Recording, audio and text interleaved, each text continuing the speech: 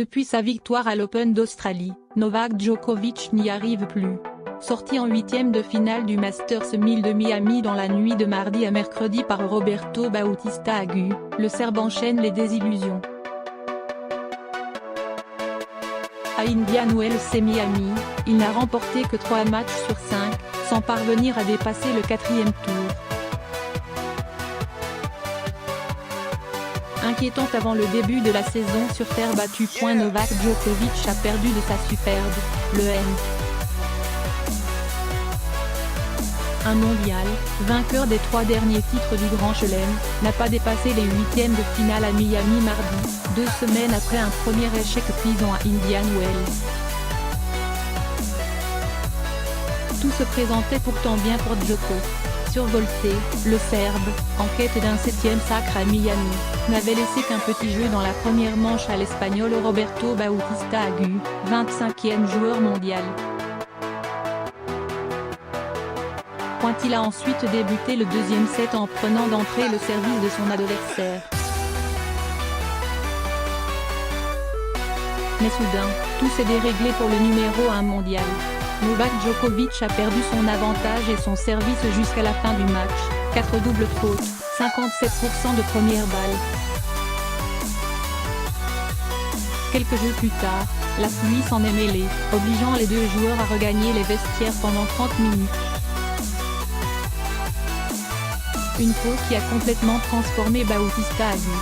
L'Espagnol, déjà tombeur de Djokovic en demi-finale à Doha cette année, a repris confiance et a écœuré le dernier vainqueur de l'Open d'Australie avec ses retours gagnants. Après 2h29 minutes, le Serbe a abdiqué, et s'est finalement incliné ainsi. 7-5, 6-3.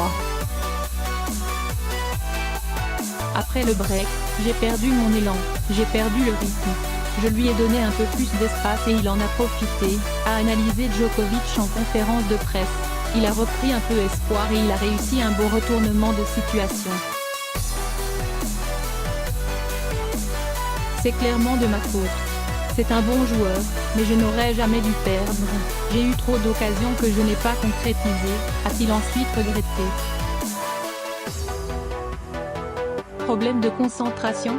Alors qu'il avait survolé l'Open d'Australie en janvier à Melbourne, Djoko, 31 ans, vient donc de s'incliner coup sur coup au 3e tour à Indian Wells, face à l'Allemand Philippe Kohlschreiber, et en 8e de finale à Miami. 2 revers surprenants qui pourraient inquiéter avant la saison sur terre battue. Mais le jockey se veut rassurant. J'ai simplement perdu 2 matchs, à chaque fois. C'était un jour sans.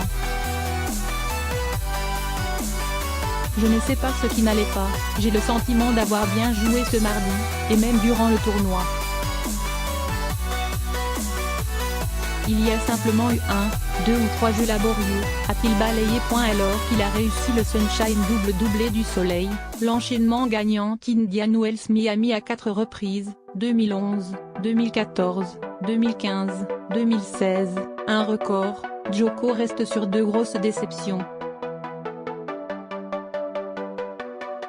En 2018, il s'était incliné d'entrer en Californie et en Floride, mais il revenait d'une opération d'un coude. Cette année, aucun problème physique à signaler. Si ce n'est trop de choses à faire hors des cours de tennis, a-t-il regretté, sans rentrer plus dans les détails. Une allusion sans doute à son rôle de président du conseil des joueurs qui a contribué, avant Indian Wells, à la chute de l'actuel président de l'ATP, Chris Kermode. Une décision qui n'avait pas plu à certains joueurs du circuit, dont Roger Federer et Rafael Nadal, qui appréciaient particulièrement la gestion de Kermode.